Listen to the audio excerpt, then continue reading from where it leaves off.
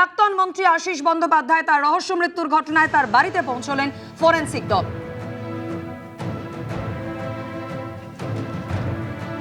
গতকাল সকালেই প্রাক্তন মন্ত্রী প্রাক্তন ডেপুটি স্পিকার আশিস বন্দ্যোপাধ্যায়ের ঝুলন্ত দেহ উদ্ধার হয় তার বাড়ি লাগোয়া এই দলীয় কার্যালয় থেকে।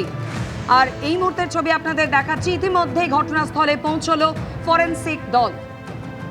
ফরেনসিক দল পরীক্ষা করে দেখবে যে আদৌ হাতের লেখা তাঁর কিনা। আর এই মুহূর্তের আপডেট সরাসরি ছবি আপনাদের সামনে রেখেছি। রামপুরহাটে পৌঁছলো ফরেনসিক দল।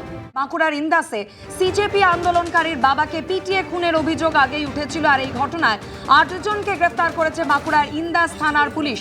ইতিমধ্যেই বাঁকুড়ার ইন্দাসে পৌঁছে গেলেন সিজেপির প্রতিনিধি দল।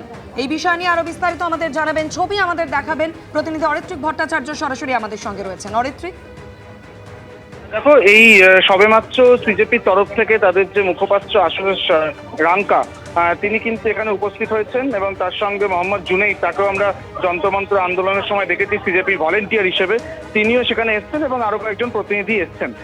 পাশাপাশি তাদের সঙ্গেই কিন্তু এই মুহূর্তে সিপিআইএম এর তরফ থেকে শতরূপ ঘোষ, ময়ূক বিশ্বাস এরাও কিন্তু এখানে এসে উপস্থিত হয়েছেন। তার যে ছেলে রিক, তার সঙ্গে কথা বলছেন, যিনি মারা গেছেন তার স্ত্রীর সঙ্গে কথা বলছেন এবং গ্রামবাসীরাও এখানে ভিড় করেছেন।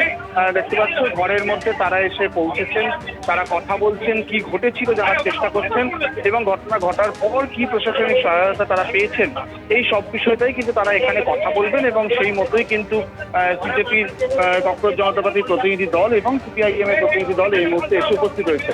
সকালবেলা এখানে এসএফআই এর প্রতিনিধি দল উপস্থিত হয়েছিলেন, তৃণমূল কংগ্রেসের স্থানীয় নেতৃত্ব এসে পৌঁছেছিলেন, যারা যে সন্তানের সঙ্গে প্রাক্তন মুখ্যমন্ত্রী মমতা বন্দ্যোপাধ্যায়ের কথাও তারা বলায়।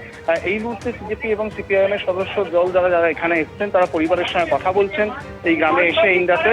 তারপরে কিন্তু ইন্দাস থানাতেও তাদের যাওয়ার কথা রয়েছে, সেখানে তাদের একটা বিক্ষোভ কর্মসূচি রয়েছে। সম্ভবত তারা ইন্দাস থানার এসআই এর সঙ্গেও দেখা করার কথা, এই ইন্দাস থানার আইসির সঙ্গে দেখা করার প্রস্তাব দিতে পারেন এবং সেখানে গিয়ে তারা তাদের এই পরবর্তী কর্মসূচি ঘোষণা করবেন এমনটাই জানা যাচ্ছে। আপাতত তারা কিন্তু এই গ্রামে এসছেন, গ্রামে এসে যে বাড়িতে এই ঘটনা ঘটেছে, বাড়ির একদম সামনেই পিটিয়ে খুন করা হয়েছে, সেইখানে এসে তারা পরিবারের সঙ্গে কথা বলছে। একদমই সেই ছবি আমরা দেখতে পাচ্ছি। অরিত্রিক, তুমি আমাদের সঙ্গে থাকো। আর এবার আপনাদের শোনাবো প্রাক্তন মুখ্যমন্ত্রী মমতা বন্দ্যোপাধ্যায়ের সঙ্গে কথা হয় আব্দুল হাফিজ এবং তার পরিবারের। দেখুন, জঘন্যতম একটা রাজত্ব চলছে। আমি তোমাকে এটুকু বলতে চাই, তোমাদের পরিবারের পাশে আমরা ছিলাম, আছে, থাকবো।